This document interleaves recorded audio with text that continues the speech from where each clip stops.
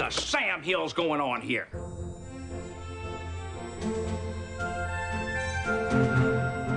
The Rewatch Podcast presents the Lois and Clark Rewatch, dedicated to the series Lois and Clark, The New Adventures of Superman on ABC. Join us each week as we investigate the origins of the Man of Steel and uncover crime in Metropolis. Send your feedback to the Rewatch Podcast at gmail.com. Join us on Facebook at facebook.com/rewatchpodcast or follow us on Twitter at rewatchpod. Oh, hey! Let's get back to it.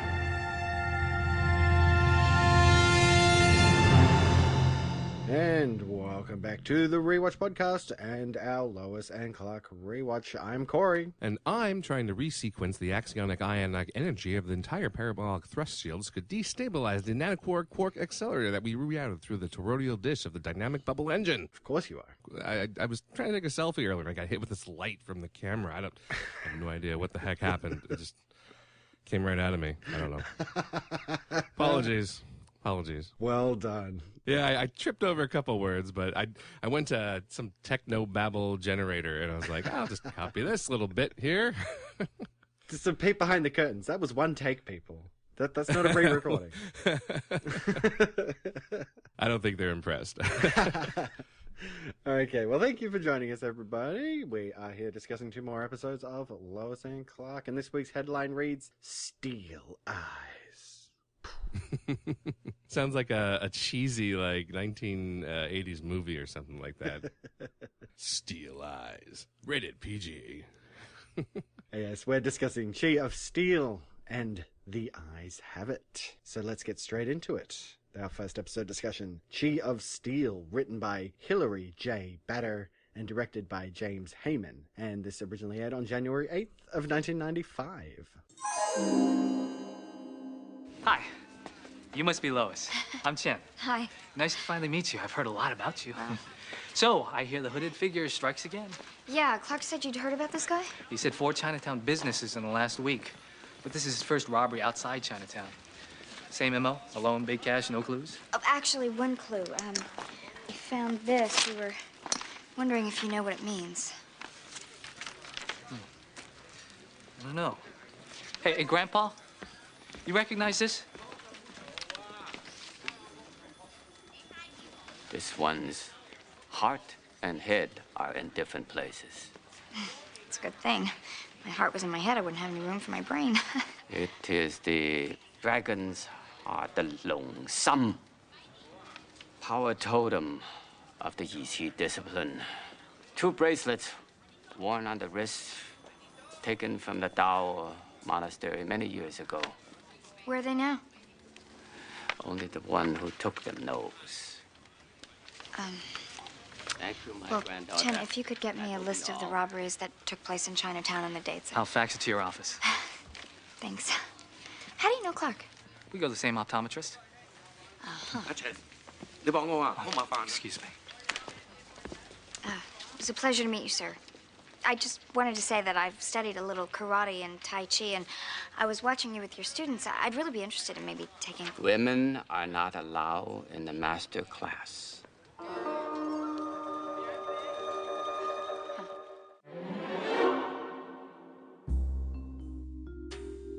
When Perry's life savings are stolen by a mysterious ninja, Lois and Clark investigate. Unable to get into the scene of the crime, a gentleman's club, Superman flies in and discovers a strange symbol on the side of the broken safe. Clark returns to his apartment to attend to his parents, who have decided to switch their roles during this trip, while Lois takes the symbol to Clark's friend Chen Chow, whose grandfather, Master Chow, reveals that a number of robberies have been taking place following the same pattern. With Jimmy's help, it is discovered that the robberies all take place at subsidiaries of Sun Quan Industries, a company that Harlan Black owns secretly, and uses as an indentured servant network, promising shelter in exchange for work. The hooded man is seemingly playing Robin Hood, stealing from the rich Sun Quan owners and giving back to their poor servants so they can buy themselves out of their debt. Lois, disguised as a man, manages to get into the gentleman's club and finds hard evidence of Black's involvement. Superman comes up against the hooded man and loses the fight, succumbing to the great magical power of the strange bracelets the man wears. Chen has also been kidnapped and beaten by Black and associates, including a former student of Chen's grandfather, Zhuk, who was seduced by evil. Unable Unable to ascertain the whereabouts of the powerful bracelets that allow the hooded man to do his incredible feats of strength, Zook uses a special technique to disguise himself as Master Chow and then steals the bracelets from Chen's sister. She finds Lois and Clark, telling them that Zook will kill her family if Superman doesn't fight him, offering him some quick training tips in order to use his chi to overcome the powerful opponent. He does manage to defeat Zook, who honorably turns the bracelets over without a fight, but Black grabs them and puts them on, hoping to defeat Superman himself, but is unable to control the great power and faints. Master Chow gives the bracelets to his granddaughter, having earned them. Perry regains his life savings, planning to invest in the stock market with Jimmy's help, and Lois and Clark return to his apartment for a quote-unquote home-cooked Chinese food dinner by Jonathan, who now has a better appreciation for all that his wife does while they're away from their farm. Chen, what happened? 4 guys broke in, tore the place up. Who were they? The Tong. The Chinese mafia? What do they want? They think we have the dragon heart bracelets Grandpa was talking about. That's part of the reason we're here. The hooded robber hit Sun Quan Industries. Lois saw him using the same Yi Chi moves that you taught, and he was wearing the bracelets. He threw Superman around like a rag doll and then disappeared. I wouldn't say like a rag doll. A Yi Chi master utilizes many devices. A smoke that paralyzes, a sound that confuses, a dust that can create an image so real that even another Yi Chi master would be fooled. And the dragon heart's bracelet?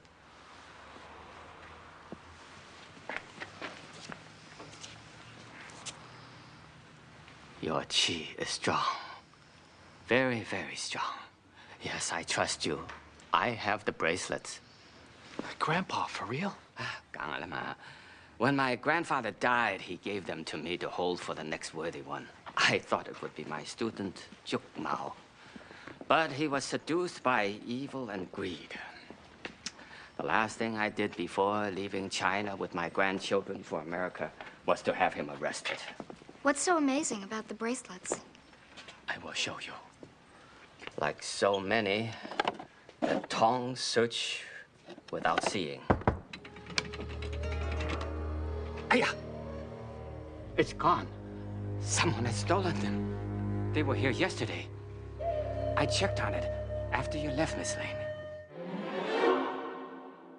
Okay, so we have a bit in the way of our investigation. Yeah, so our reactions sent us a couple notes that ninjas are considered Japanese, but their culture actually does originate from Chinese imperial assassins, which I didn't know either.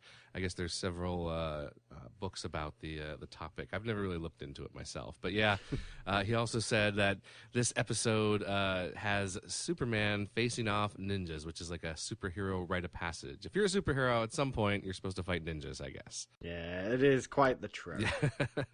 Yeah, I know Wolverine's done it many times. Yeah. And Batman even, so yeah. The writer of the episode, that, was it Julie Bader? Oh, Hillary. She worked on the old 90s animated shows, Batman and Superman, those cartoon shows, which are, just great, awesome. And she also did a bunch of Star Trek episodes as well. So she has a good pedigree there, I guess. Nice. Yeah. Chen Chow was described in the script as a mild-mannered reporter for a great metropolitan newspaper. Basically supposed to be the Chinese clone of Clark Kent. Right. Same glasses, same haircut, almost the same clothes, which is what I think when he showed up. Was that your first thought when he showed up? Exactly, yeah. And then later, Lois makes the joke about Chen, he's just a mild-mannered reporter. He couldn't be this, mysterious hooded figure running around. Exactly, yeah. It was perfect. For some changes, in the original script, when Chen is thrown off the fire escape, there was actually supposed to be a rope around his neck. Supposed to be hanging him to death, not just tossing him off the building. And when Superman saves him, Chen incriminates Harlan. Like he tries to say it was Harlan who did this, but Superman tells him not to speak, I'll get you to the doctor. And then Clark, when he reprimands Martha, when she says, oh, garlic gives me gas, and he's like, Mom, and then Martha says, Lois's family. All that was not in the script. It was just put in at the last second, improvised there. Just a bit of natural dialogue. Yeah. Chief, it was just bad luck running into Harlan like that. I don't know. Somehow I think I should have found some way around it, Chief, why don't you go back to the planet? I'll just... Hey, Bud, you got a light? Ah, yeah. On second thought, smoking's a bad habit. Lois? Oh, Lord, she's gone round the bend. Hardly. Harlan's financial records? Lois, you didn't get into my club, Yep. but not the billiard room. Banged a few balls with a guy named Krell. The bar? Had a few belts. Charged them to you. Yeah, but you didn't go to the... Well, when you gotta go, you gotta go. Lois, you are amazing. Hey, what the hell are you looking at? It's a girl. Hey, it's a... Lois, tell him you're a girl. Chief, people are gonna see what they want to see. That's it. What? It's not the grandfather or Chen. It's a master, or maybe somebody who's been around a master their entire life. Like his granddaughter, Lin Chow.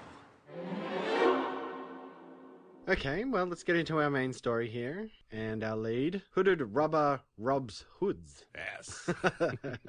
Yes, we start with Perry having invested all of his money with a buddy of his named Harlan. Now, Harlan is played by the one and only Brian Doyle Murray. Right, yes. I like this guy. I love when he shows up in movies. I know, he's great. He's a funny guy. He's, of course, the brother of Bill Murray. Mm-hmm. So, yeah, you know, but he's a good actor in his own right. Very funny guy, and, yeah, I've seen lots of stuff with him. So I kind of like this one, you know, where he's playing a bad guy. Because usually he's your typical nice guy. Exactly. He's a nice guy, he's the funny guy, comic relief type thing, yeah. I always remember him from Wayne's World, where he's the innocent sponsor of the show. Yeah, that's going to come up in a little bit. He blows goats, I have proof. All that stuff. I love it. He was also in Groundhog's Day as the mayor. Yeah. With the groundhog. Yeah, Caddyshack. Yep. I could just keep naming Brian Doyle Murray movies. Anyway. Yeah, I love this guy. So Perry's invested all his money, and then this like hooded ninja comes in and steals all the money, because what has happened is Harlan has converted Perry's money into bearer bonds, and this hooded figure comes in and just steals those bonds. They're as good as money, so Perry's life savings are gone. There's this talk of like, should Lois and Clark get involved in this? Because Perry's like, it's like using company time to investigate my own personal things, but right. You know, Alice gets on the phone and he's just like, go figure this out. Do it. It was good. It was funny. Yeah. So, you know, I thought it was interesting to sort of just have that, you know, a reason for them to go and investigate, because we've been talking about how, you know, Lois and Clark are acting like police officers or detectives or something like that. Exactly. And it's not like everything's a story. So they sort of address it here at the beginning, and, you know, I'm happy to go with it. Yeah, no, I like it, and I'm glad that we're getting to a little bit with the B characters, you know, Perry and not so much Jimmy, but Perry right now, you know? Yeah. We do get the whole side thing with Jimmy, but we'll get into that in the bylines. Yeah. So Lois and Clark are investigating, and we get this other theme of the episode, which is all about female empowerment, really, right? And it starts off here at this gentleman's club that Lois can't get into. And she has at it with the doorman. Yeah, the doorman's great, isn't he? He's so funny. I don't know. I've seen him before in other things, but just the way he's speaking to her, his reactions to her when she starts going off, it's very, very comical. And he's like so condescending too. He is, yeah. Where she starts, you know, she's like, oh, you know, at least women don't hide from the opposite sex, and going on like that. And the dude's just like, typical. He's like, dude, like, what the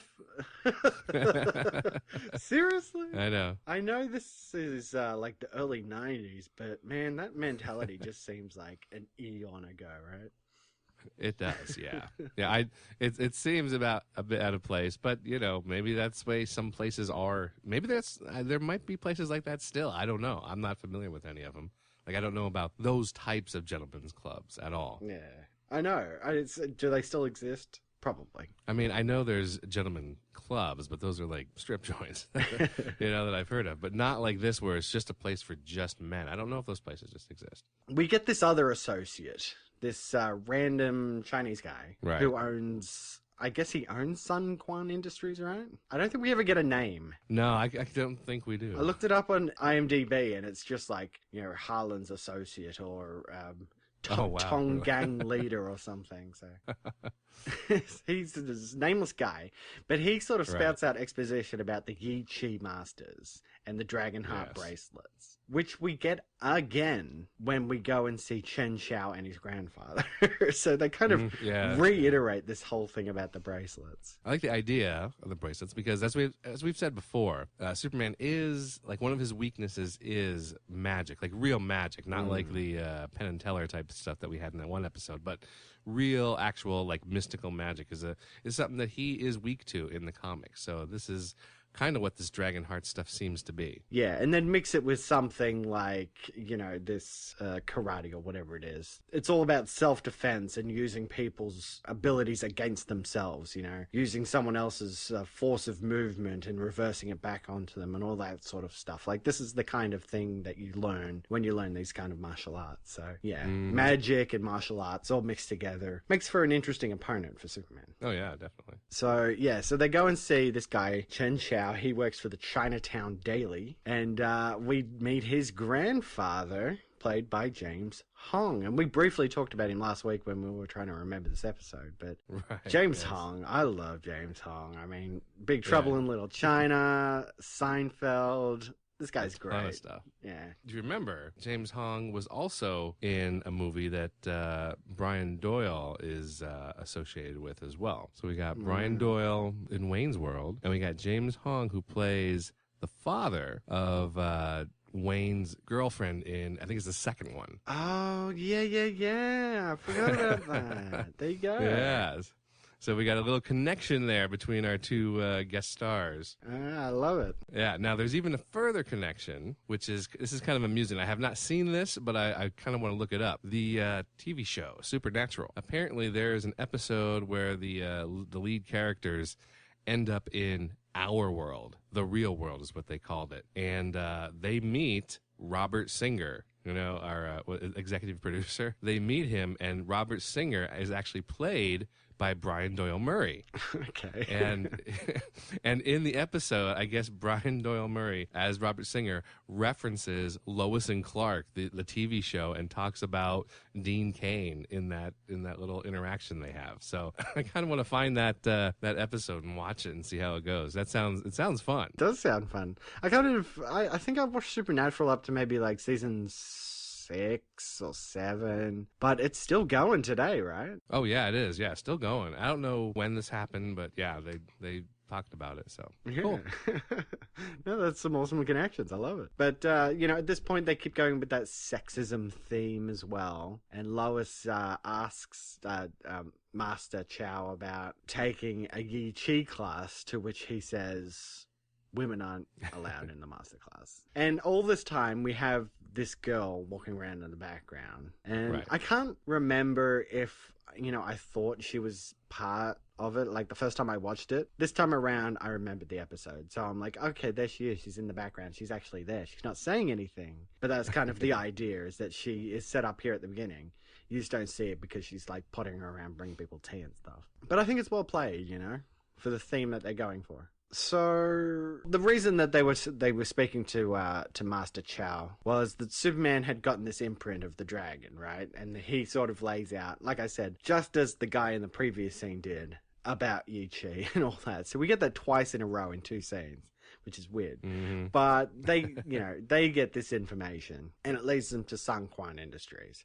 And it turns out that Harlan is involved in this, along with the leader of the Tong gang. Yes. And they're pretty much just like bringing people in from China and using them as slaves. Yeah, I didn't expect that. I mean, that's full on, man. Like families and all. Like mom and dad and the kid come off, and they're just like, no, the kid can't go to school. He's going to work. Exactly. It's like, wow. Okay. Major themes going on in this episode. Yeah, definitely. Yeah, and this is where we start getting like what the hooded figure's all about, because the hooded figure is stealing from Sun Quan, and it's obvious that it's, you know, these are bad people, so this is some sort of vigilante Robin Hood type. And the figure, the hooded figure, has a fight with Superman and wins, like mops the floor with him.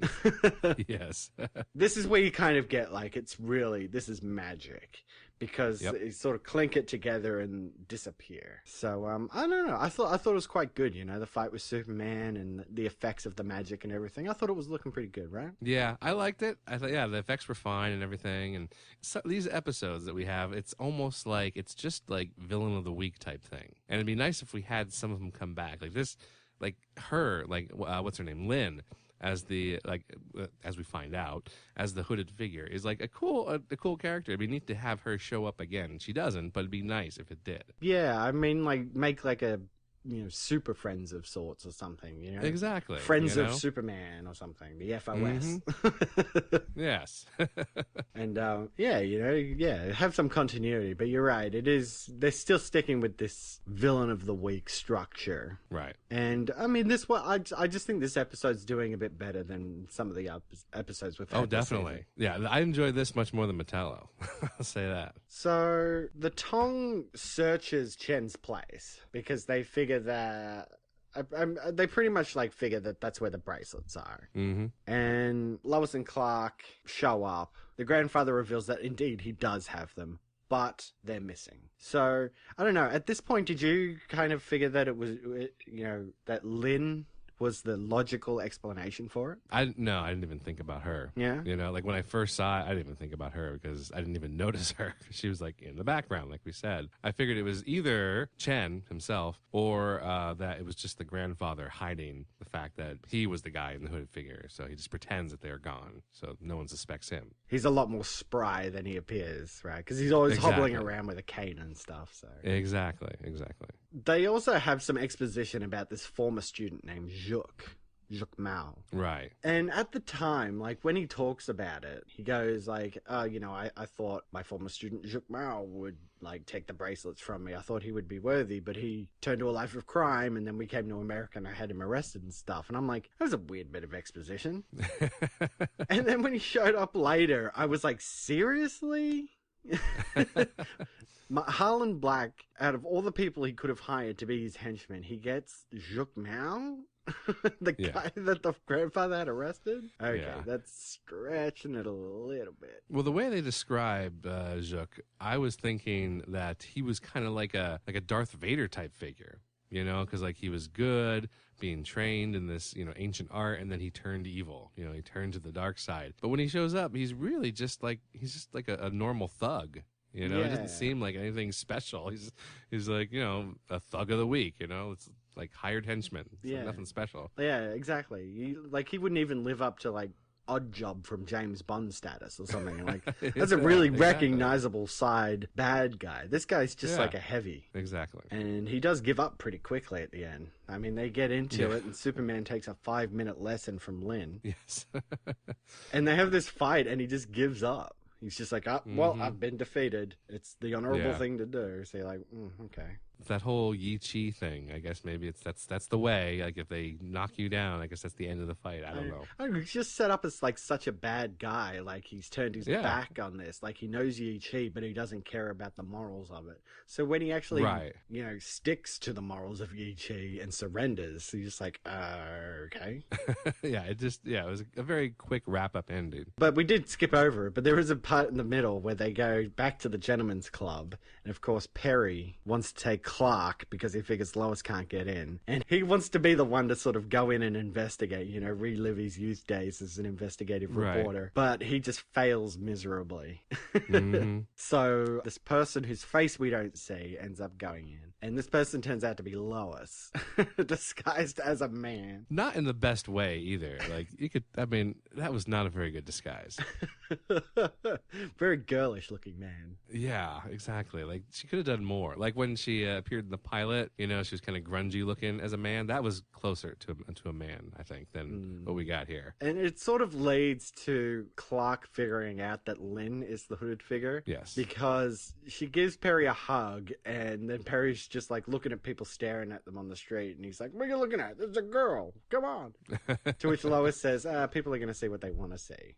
And that's when Clark's like, light bulb. Yep. So it's a little ham-fisted here at the end, with that kind of connection. And then the whole thing with Zhuc Mao as well. I'm a bit like, okay. That's why I'm excited to see how the upcoming episodes are. Because I know that they do multiple episode arcs coming up. So maybe it won't be quite such a quick, like you said, ham-fisted wrap-up because they have multiple episodes to figure this out. But, it's a nice ending, too. I mean, Harlan tries to use the bracelets, but he's overwhelmed. Right. And then the grandpa bestows Lynn with the Dragon Hearts bracelets and the honor of being a 10th level Yichi master. I went with it. I thought it was a decent storyline. Yeah. All right, so some bylines. Okay, this cop at the beginning who is investigating the robbery, worst cop ever.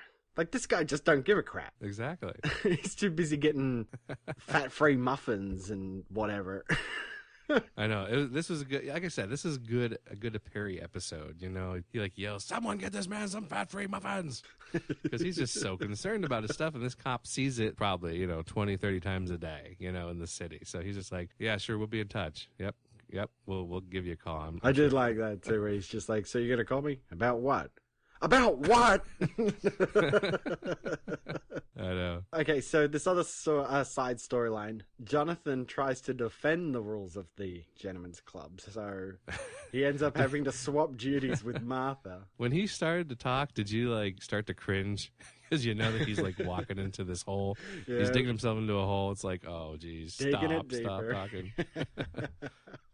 I loved it. I thought it was hilarious. But again, it wrapped up nicely, all this stuff, he has to go out and he's doing shopping and he has to figure out, he stops by the Daily Planet and says, "Oh, can I just leave all this stuff here? I've got to go out and get more." Right. And then, the whole thing of it is "Oh, Martha, do I really just sit around all day?" When we're visiting our son, at home, you run a farm, it's exactly. But the realization is that we both work.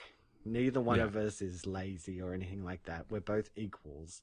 And it's a good moral for you. It's going back to that 90s thing, men and women. We're all equal. We're all human beings. And we all work just as hard as each other. Exactly. And I think it's still a moral that should be poignant today, Yeah, it's all equal opportunity world out there. So I liked it. Mm-hmm. A bit more character developed for Jimmy. Yeah. He does fake investments online as a hobby, I guess. Yeah. Which, I don't know, that's new, but okay. But he's quite savvy at it. He's very savvy at it. And, it's the whole thing with Perry as well. He's giving him advice and stuff once he gets his money back. Of all the people, Jimmy's the one telling him how to invest his money properly. Mm-hmm. I know people do actually do that. I know there are ways to actually do that with, you get a fake account, not a real account, but an account with fake money in it, just to mess around and see how things work like that. So I know it does happen. I just didn't expect him to be doing it. Yeah, it's not that dissimilar to people who do online poker machines with fake money. Yeah. Or people who have a fantasy football team or something like that. Yeah. Okay, so what about Lois's weirdo coffee dream? Yeah, that's interesting. I mean, I know what they were going for, but it was funny to see Clark with the cigar in his mouth, "Lois, coffee now." Yeah, I don't know. It was just so bizarre. Like you said, I understand what they were going for, but it was I don't think Lois would have this dream. I understand she's been met with a bit of sexism over the course of that day, but is she really going to have this dream where everybody in the office is asking her to get them coffee? They're treating her as inferior. She's the best reporter there. She's treated with massive amounts of respect. Oh yeah, as an investigative journalist. In the end, we don't really need this dream. We could have fleshed out the fight at the end a little bit more. Maybe made the resolution just a little bit better than what it was. But it was an interesting scene anyway. Just to sort of it's like that time that Clark had that weird dream where everybody was dressed as Superman and Kat had those weird spandex underpants on. Yeah. Anyway. I also did like the part with Clark and Perry pulling a Schultz. Yes. As it were. That was good. I know nothing. I see nothing. Yeah, it's from Hogan's Heroes. Yeah. And I did think of that the first time Clark says it with his father. And he goes, "I know nothing." And I immediately thought, Hogan's Heroes, you know nothing? Huh? And then they actually reference it later. And I was like, oh, okay, fair enough. Yeah, I never really watched the show, but I remember my father, watching it from time to time, and I picked up on that. So yeah, all in all, I think fairly decent episode. Yeah, it was fun. All right, well, let's get into our quote vote. What's everybody standing around for? This is a newspaper, not happy hour at Buckingham Palace. What are we here, the Daily Planet? Or second stringers from the Weehawken Gazette? Am I'm making myself perfectly clear. Not many people voting this week, but we have a winner. So let's get into it. Cue the music. Kermit the Frog throws away a pen while talking to a gangster. I just throw that away. It doesn't work. Maybe it just needs a refill, see? He retrieves the pen from the trash. No, it's probably disposable. Everything is. You know, that is one of the big problems with this world. Disposable products, disposable relationships, disposable lives. If everything is so disposable, what happens to friendship, to truth, to loyalty? Yeah. It's a pen, gangster. But if you feel so strongly about it, be my guest. Yay! And scene. A short one, but a bit of fun. Yes. That gangster, I don't know. I think he's got Oscar winner written all over him. Okay. Well, let's get into our second episode discussion. And the episode is The Eyes Have It, written by Kathy McCormick and Grant Rosenberg, directed by Bill Dahlia, and this originally aired January 22nd of 1995. I have no idea what happened. The last thing I remember is him pushing me back into the apartment saying, "I'm sorry, miss." Who is he? And you found her in some kind of trance. Yeah. And I shook her and I yelled at her and it didn't seem to have any effect. After a few minutes, she came out of it by herself. Lois, the coroner's here. He's a doctor. Do you want him to look you over? No, thanks. I prefer doctors with live patients. Who's the dead guy? The neighbors say that at least 2 other men came into this apartment. Yes, you told me, and I told you I didn't see anyone. He didn't see anybody either. Excuse me, but don't the police investigate the crime and then send you the information? I mean, you're an assistant DA, not a cop. And correct me if I'm wrong, but I'm reasonably sure my lips are moving. Am I in a vacuum? Is there any sound coming out? Can you tell me who the dead guy is? Lois, I'm sure Mason was... I heard the call on my scanner. I came by just to make sure you're okay. Oh. Bulgaria adopted the gold standard in 1897. The deceased is Neil Faraday. Does that name mean anything to you?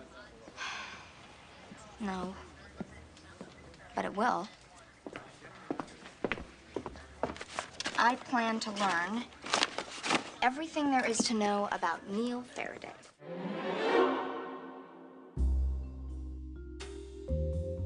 A scientist dies at Lois's apartment right after he flashes a strange light in Lois's eyes from a small ballpoint pen type device, causing her to suddenly become the holder of super advanced scientific knowledge that spills out of her mouth at random times.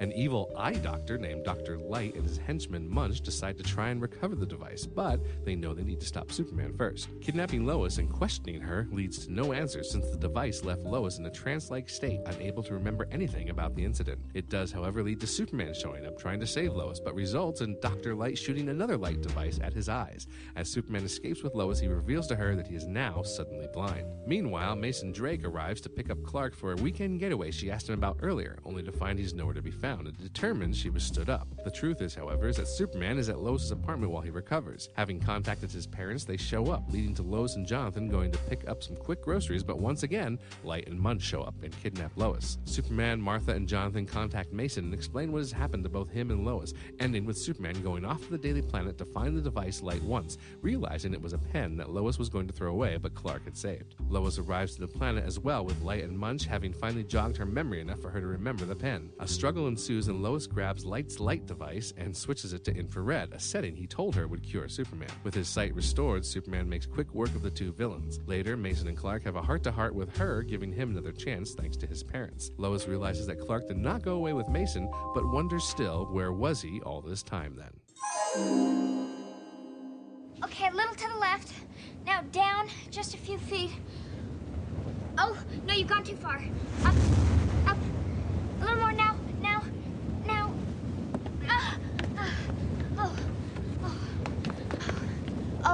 Oh, now you've gone a little bit past it. So come to your right a little bit, and then come straight in. Oh. Or to the left. Sorry. No, it's my fault. Oh. Can I get you anything? I just don't know what to do. I'm so sorry. Here, sit down. Is there anybody that I can call, or just tell me what to do to help you? You could let me sleep on your couch tonight. You sleep? Yes, I sleep. I mean, it's not like I thought you were, you know, a bat that flies around all night, or I never really thought of you sleeping, I guess. Are you hungry? No, I'm not hungry, thank you. And I'll try not to impose on you past tonight. It's probably temporary, and I'm sure everything will be fine by tomorrow. Yeah, I'm sure you're absolutely right. And you're not imposing. Okay, so we have a little bit in the investigation. Yeah, so in the script, when Mason was asking Lois questions, there's some scene description saying basically Lois is sitting on a chair, Clark is hovering around I can't say that word. Solicitously. Damn you, eye reactions. I can't read that. It's not his fault. It's in the script, but I'm like, solicitously. Yes, okay. And so Mason Drake is here, too, questioning Lois, and the cop who busted down the door is nearby. Clark has a supportive hand on Lois's shoulder, and don't think Mason doesn't notice. So it was supposed to be a little bit here, like showing some jealousy, you know, on Mason's part of Lois. Yeah, well, we haven't seen her in a while, so it kind of makes sense to sort of reintroduce her and maybe, build that jealousy a little bit. Yeah. Now, in the script, Mason never actually explains why she's at Lois's apartment. So Lois still asks why she's there. And, you know, as we saw in the aired version, she's like, I just wanted to see if you were okay, which was like, oh, well, that's nice. You know, that's very nice of her. But in the script, it was never explained. So they must have added it, you know, at the last second. At the Daily Planet, after Lois gives Clark the pen, there's a moment where Lois says she turned in a written account of what had happened. But like he can't understand it because it's incomprehensible scientific jargon. So apparently it doesn't come just out of her mouth, but when she's typing as well.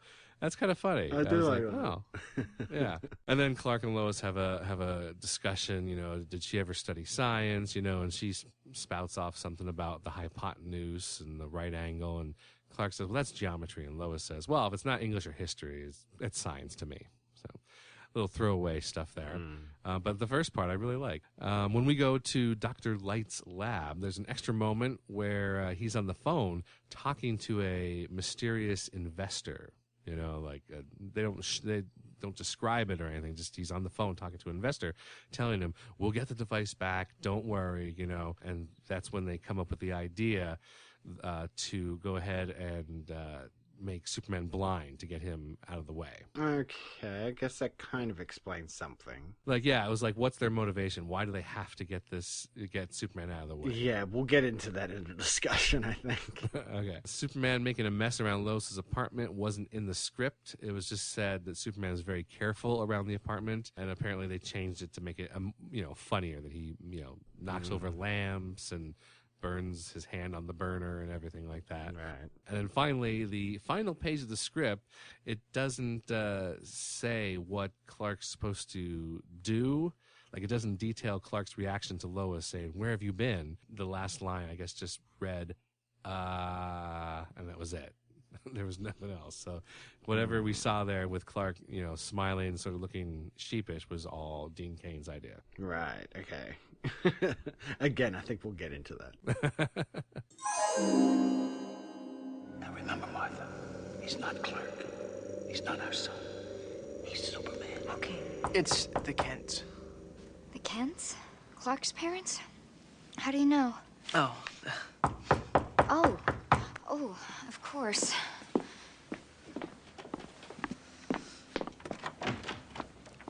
Hi, Lois. Martha, Jonathan, come in. Oh, Superman, how are you? Oh, we're sorry. We should have called, but Clark wasn't home, and so we thought, well, I guess we didn't think. No, please. I know Lois is always happy to see you, and so am I. Lois? Over here. Do you have any oolong tea? Oolong? Oolong. No. Do you want some? If it wouldn't be too much trouble. Oolong sounds wonderful. Lois, let's you and me go get these tea drinkers some oolong.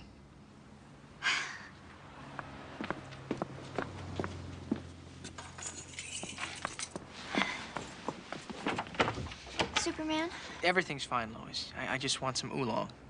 Really.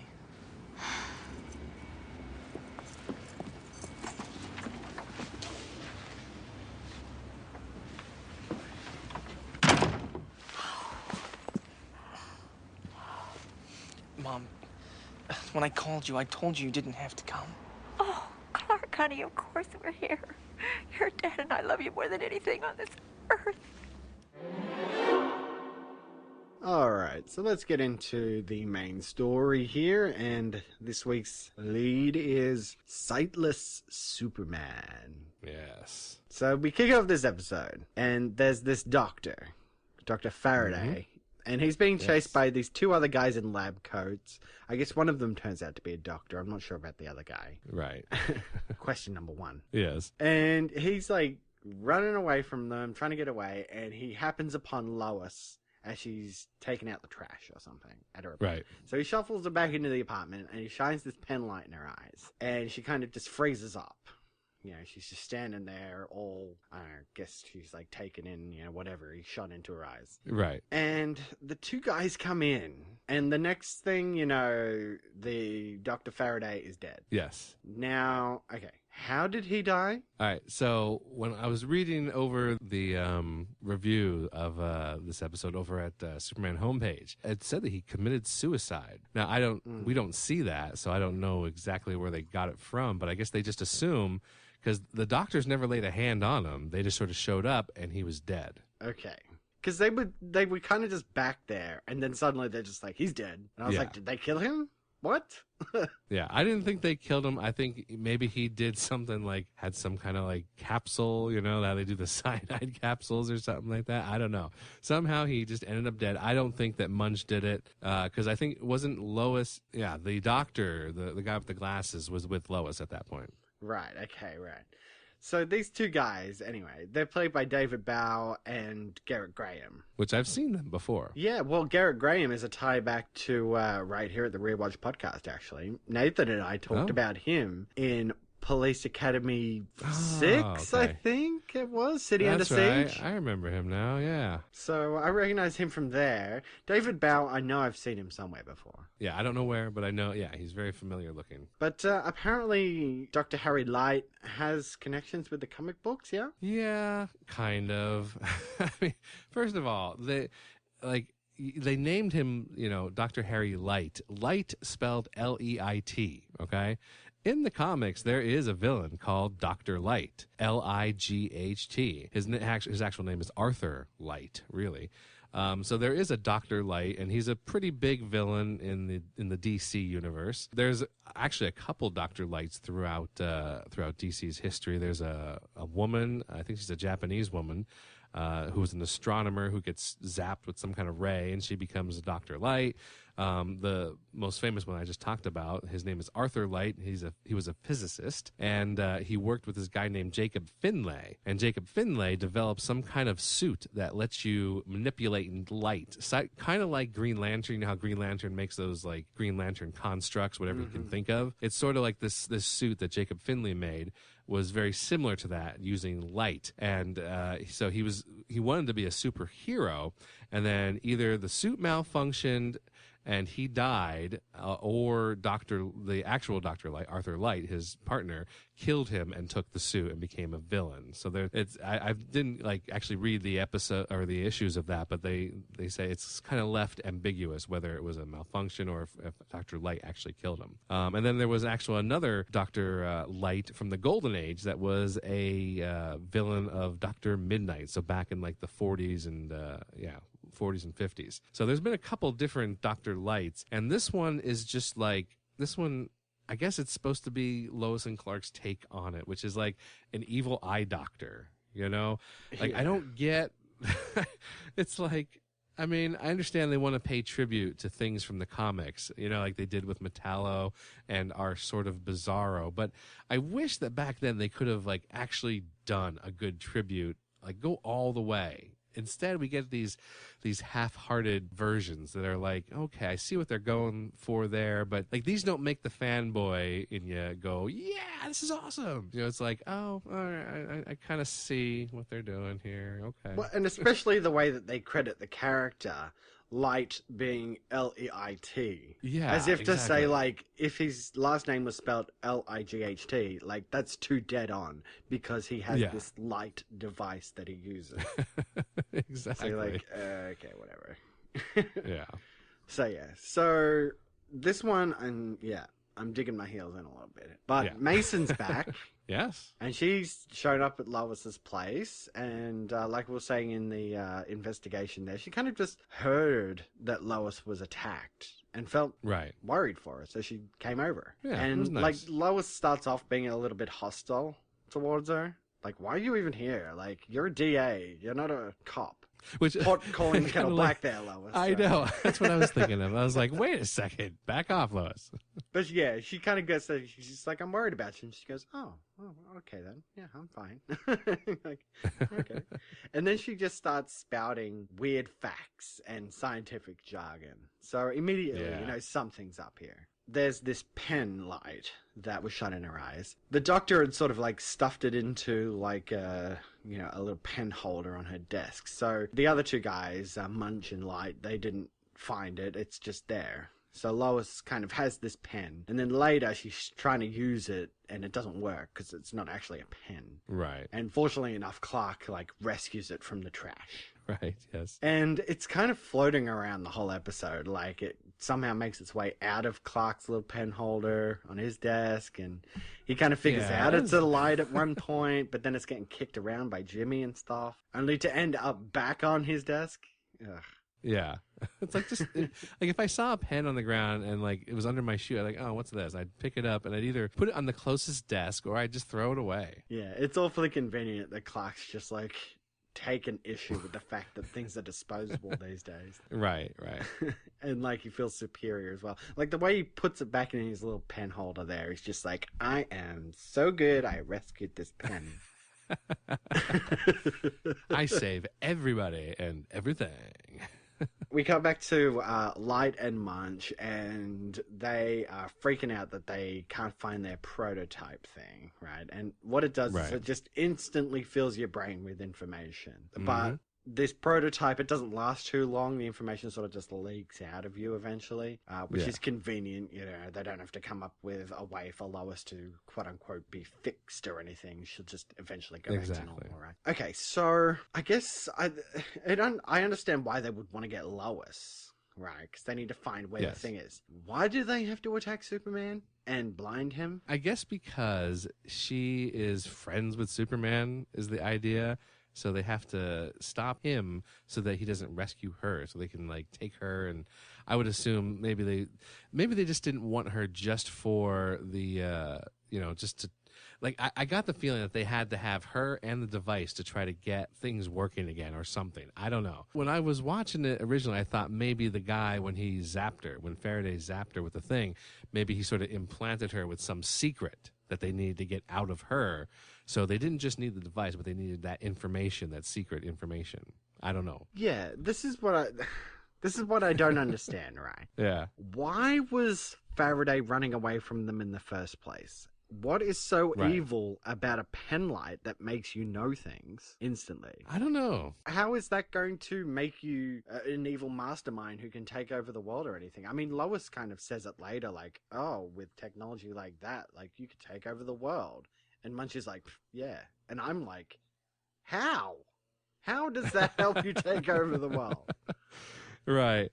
Well, there was something that said that Faraday had been missing, I think, for 3 days. So maybe they had kidnapped him and were trying to get this information. So I don't know.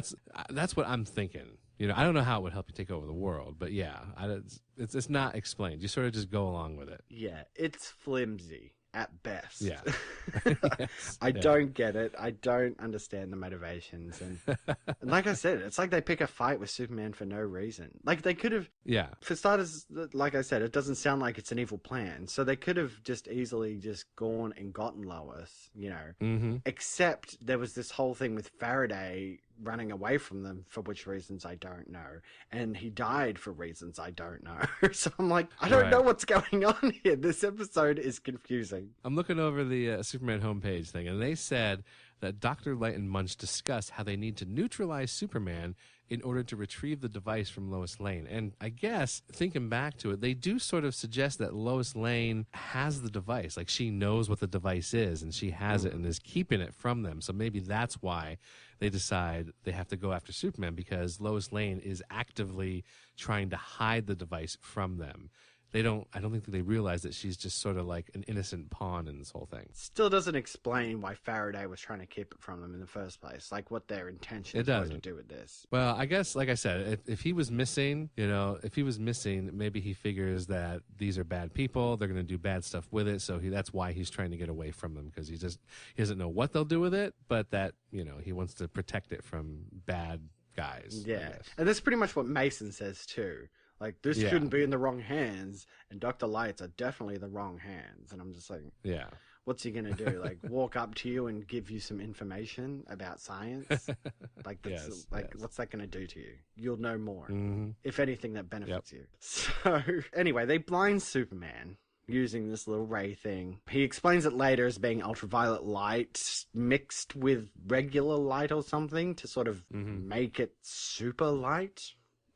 Right. Enough to blind Superman. Anyway, so Superman's blind, and he has to hang out at Lois's place because he can't go anywhere. It's like you said in the investigation, they've beefed up the comedy here. Superman being clumsy. It starts from the get-go. Mm-hmm. Lois is trying to guide him into her apartment, and she says, a little to the left. Oh, no, my left, but he crashes through the window, and then he does the same again at the end of the episode. But while he's in her apartment, he's knocking over things, he's burning stuff, he's putting his hands on stovetop burners and whatnot. I didn't mind this. I thought it was kind of funny. Yeah, it is funny to see him like that, yes. But the big thing here is trying to explain where the hell Clark is. Yes. And they try to sort of play off this thing that he was going to go on holidays with Mason because she invited him away. So for a brief time, Lois thinks, well, Clark's just gone away, and so does everybody on the planet. And she's pissed at him because Superman is so vulnerable at the moment and Clark is nowhere to be found. But then he contacts his parents and they show up at Lois's place. And it's like really getting stretched to the point of being able to explain why Clark isn't there, why he isn't with Mason, and why the hell have Clark's parents showed up at her apartment. Well, yeah, it's like, I was wondering, like, I couldn't remember how they get around this whole thing. And it was a bit, like you said, a stretch, trying to get these things all in place. Especially when he asked for some oolong tea as well. After Clark's parents show up, he needs to sort of get her out of the apartment for a little bit. So he asked for some oolong tea. I'm like, you're not Clark, you're Superman. Like, Clark would ask for oolong tea, right? He's the tea guy. Mm-hmm. So, yeah, it was really starting to stretch. And I don't know if that's what they were going for. They were trying to sort of, like, throw it in Lois's face or something to really make her look stupid or something. I don't know. I keep going back to this. I get it. She's not thinking that Superman has a secret identity, but come on. They throw it in her face in this episode. They may as well just go up to her and go, Superman is Clark Lois, and see how she reacts to that, it's like one step away from that. Yeah, that's true. I didn't think about it that way, but yeah. I think I'm doing that thing again where I'm just like, ugh, this episode. So I'm just really nitpicking every last little thing of her. I'm like, some episodes are going to be like that. We did it with Sliders. We'll do it with this one. We'll probably do it with the next show. It just happens, So Lois is kidnapped by Light and Munch. Again, for a second time. So Superman calls up Mason for help. Yeah, this was odd. So Mason shows up at Lois's place. Now, for starters, we know Mason doesn't really care for Superman. Right. Number two, Clark's parents are there. They don't explain to Mason why they're hanging out with Superman. Or where Clark is. So, it's so weird. It's like, they're trying their best to, like, get around the fact that Clark can't be there because Superman is blind. And the explanation is just doing my head in. I'm like, it's not working for me. I can't understand why people are acting like this. Like, they should piece it together. Ugh. And they don't even have to explain it, because at the end, Mason doesn't care about where Clark was. You know, like they don't. Yeah. She just, since she talked to Clark's parents, she decides to give him another chance. She's like, that's okay. I talked to your parents. You know, whatever happened, let's not even discuss it. No, let's discuss it. Come on. I actually did kind of like that, where she's like, I'm not going to ask you out again, Clark. But maybe you should ask me, and I'll probably say yes if you do. Yes. It's kind of like a nice way for her to go about it, because she does like the guy. But I think she at least might have an inkling that there might be something else going on with Clark. And she kind of understands where he's coming from. Yeah. After this, too, you know. Yeah. That's interesting enough, I guess, just for the end there. You know, they get out of, like, Lois figures out what the deal is with the pen light and stuff. Like, she couldn't, she had no idea about it. She didn't know what it was. So once they explain it to her, she's like, oh, okay, I know where it is. Superman manages to get there before them. He gets the thing. Fortunately enough, Light explained what he had done to Superman, giving Lois the opportunity to do the like reverse a good thing. villain does. Yeah. Get the infrared in his eyes to reverse the process. And, yeah. he throws the pen at them and makes it like explode in their face to send them blind. And again, I'm like, what did these guys actually do?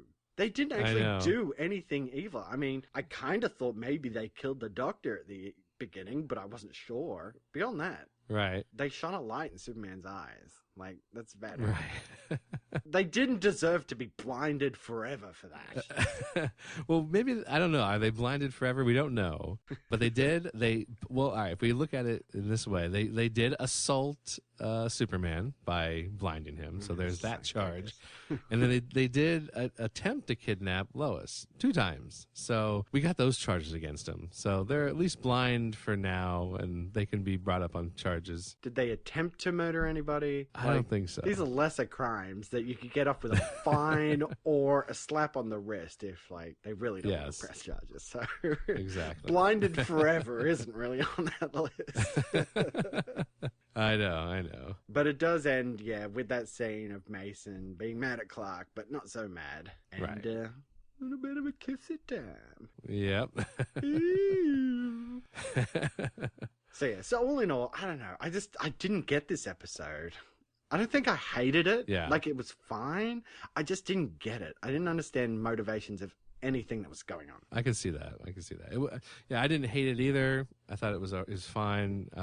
Doesn't really do much for anything except kind of maybe sort of bring Lois and Clark closer together because of the whole Mason angle. It's sort of making her jealous, you know, that type of thing. Yeah. I don't know. All right, some bylines. What do you think of Clark's invitation to Mason's lake house? This is pretty good. I mean, of course, like I said, I'm a fan of the actress who plays Mason. You know, especially back in the day, I was like, oh, this is great. I was like Jimmy, you know, when he was getting asked, I was like, look at this. He doesn't have to do anything. They're just coming to him. So I thought this was great. But he's just not like, you know, because he wasn't paying attention when she's talking to him, you know, about going to the lake house. He's sort of listening to what Lois is, you know, doing on the phone. So it's kind of like he agrees to go, you know, but he didn't really know what he was doing, I don't think. Yeah, it was a good part for Jimmy, funnily enough.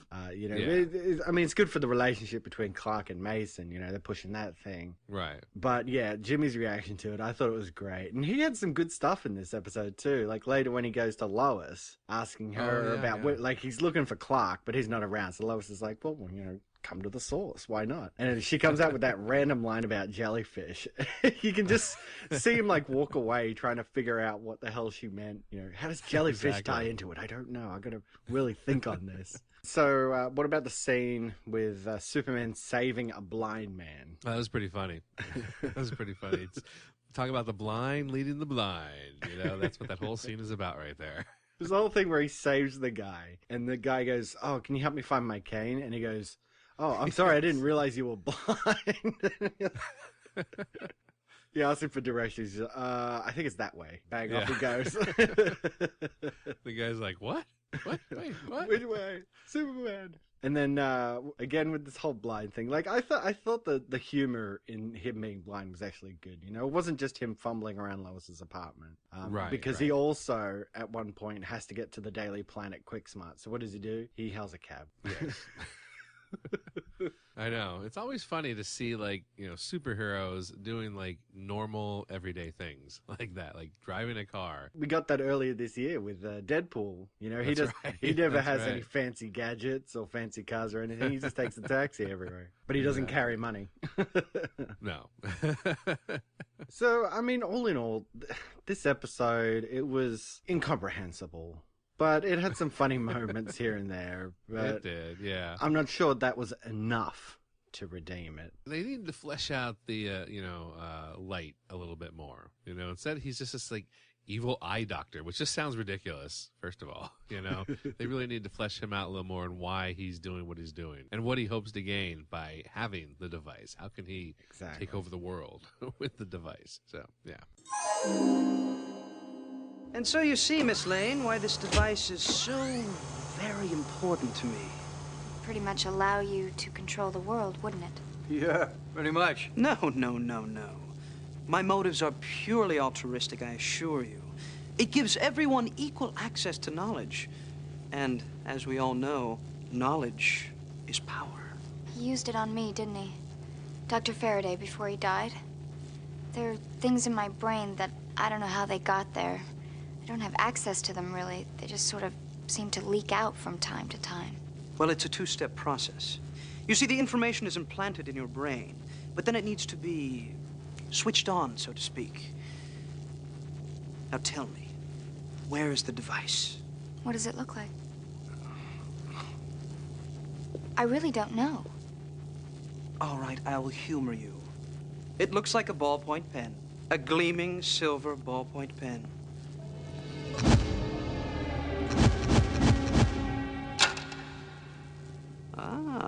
I can see in your eyes that you do know where it is. And I can see that Dr. Faraday had a good reason for you not to have it. Oh, don't be rude, okay, Miss Lane? Much. You're forgetting that we do have a bargaining chip.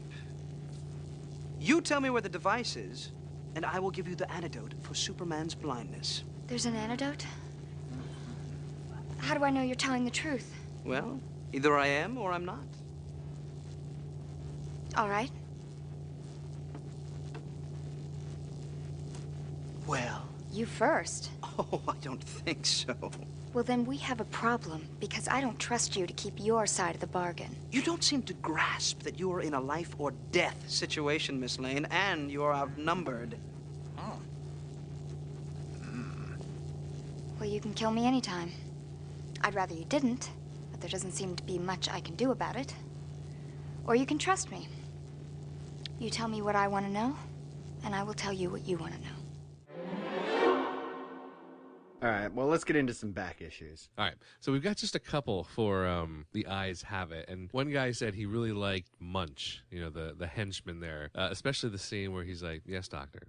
No, doctor. Okay, doctor. He said it's like not the best dialogue, but he said it's just the way that actor said it. Just made it perfect. And someone else was like, Mason is pretty good, but he said it's almost painful to watch her character just struggle along knowing that she really hasn't a prayer, because it's all about, Lois and Clark getting together. So really, Mason's like a catalyst for that. She's not, they know that she's not going to end up with Clark in the end. So kind of sad for her. Exactly. We all know Superman's story. It's either Lana Lang when he's a young man, or it's Lois Lane when he's Superman. So yeah. So there's a lot more for Chia Steele. They said, well, it was kind of predictable that they were going to burn the hole in the cape when Jonathan was ironing it. And I agree. I was like, oh, does he mess up the cape? I'm pretty sure he does.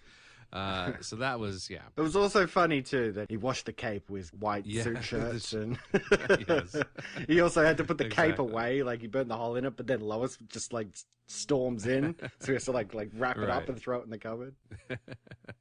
Now, someone was like, that Brian Doe makes me cringe more and more every time I see him these days. And I don't know why.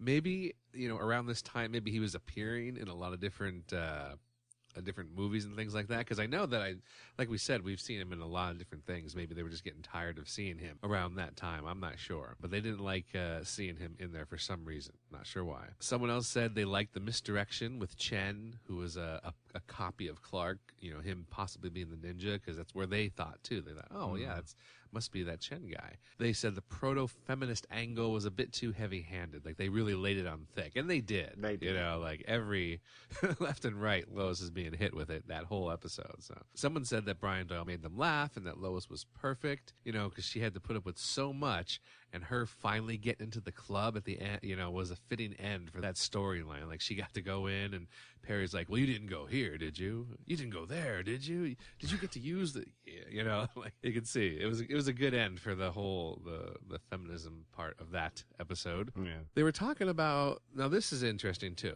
because it's, this goes back to the pilot even. Clark said that him and Chen share the same optometrist, and obviously they have the same glasses even. But Clark was wearing the glasses in the pilot before he ever became Superman. So what's the deal?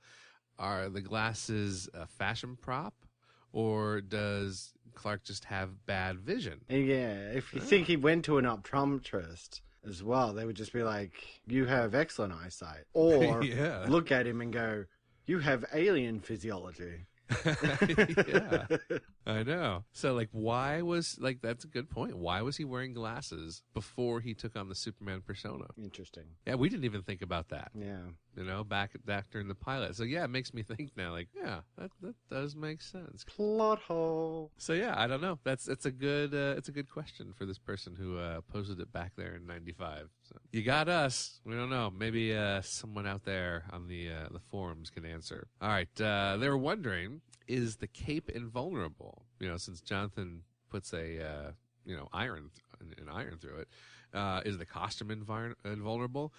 And there was a discussion back and forth about how in the comics they've talked about an aura that's around Superman that protects the clothes that are close to him.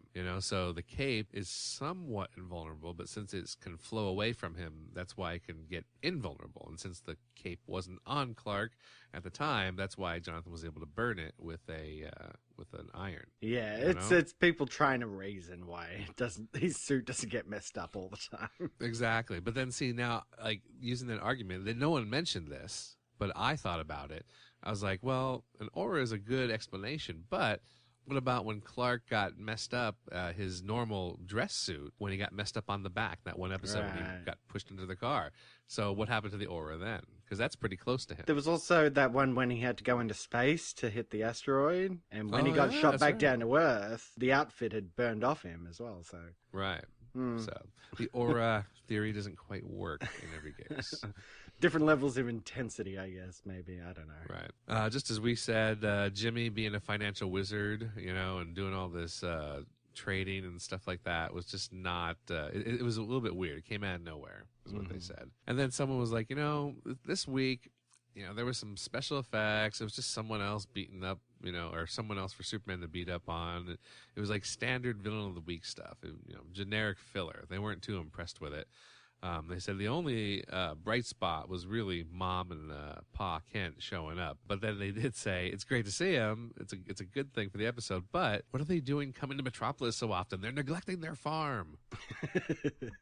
And spending a lot of money on airfares. Exactly. I'm like, yeah, that's true. That's true.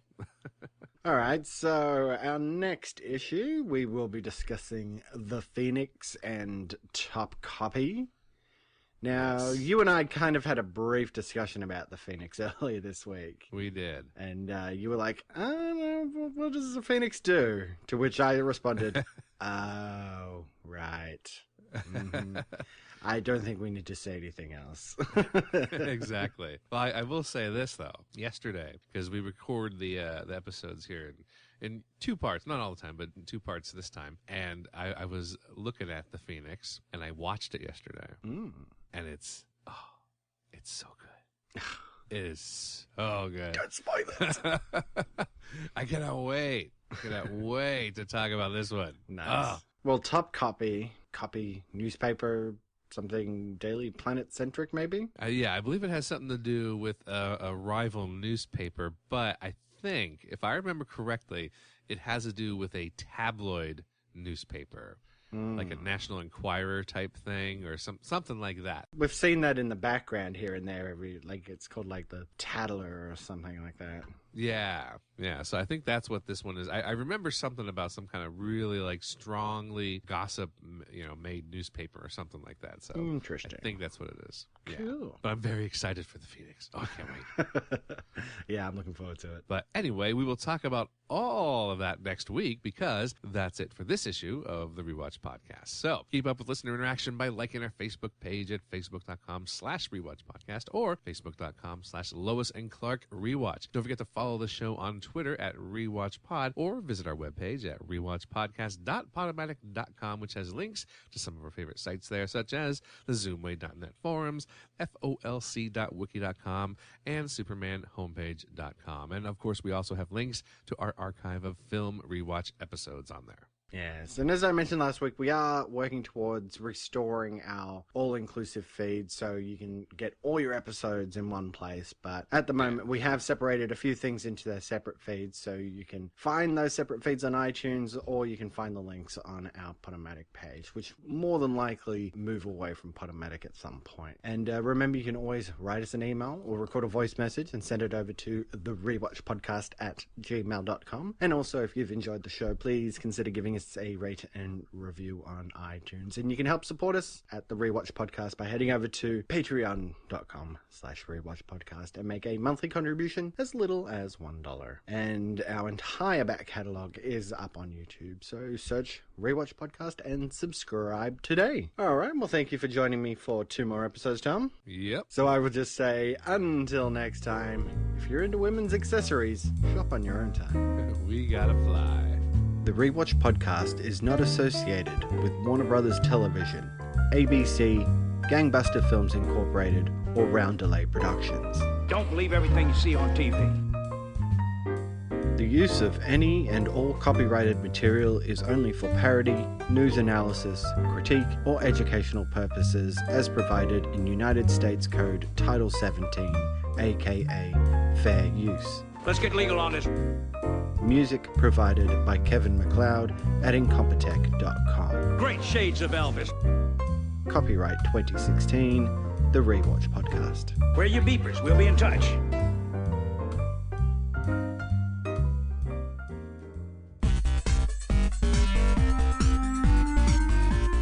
Hi, Rewatch Podcast listeners. I'm Corey. I'm Tom. And I'm Nathan. First off, let me say that we have all had a blast doing the Rewatch Podcast. Every week, we put out another episode for free for you. And although we enjoy these discussions with each other, we truly do this for you guys out there in podcast land. That's right, Corey. But we are here today to tell you about Patreon. Every week, there are costs involved in podcasting about film and television, including hosting and bandwidth charges, our own personal internet usage, and film or show rentals and purchases. So, we're asking you to become a Patreon supporter. If you can afford as little as $1 to throw our way per month, it would really help us keep the lights on. And if you want to send $100 our way every month, we wouldn't turn that down either. But it's your choice, and we appreciate the support you bring. As always, we strive to bring you the best quality shows we can create, and we hope that you enjoy them. So head on over to patreon.com/rewatchpodcast to become one of our patrons and show your support for the Rewatch Podcast. And if we get enough patrons, we may even be able to produce exclusive content just for the supporters in the form of simply getting episodes before the main feed release, or even bonus film discussion episodes as a thank you for your support. The website again is patreon.com/rewatchpodcast. Thanks, everyone.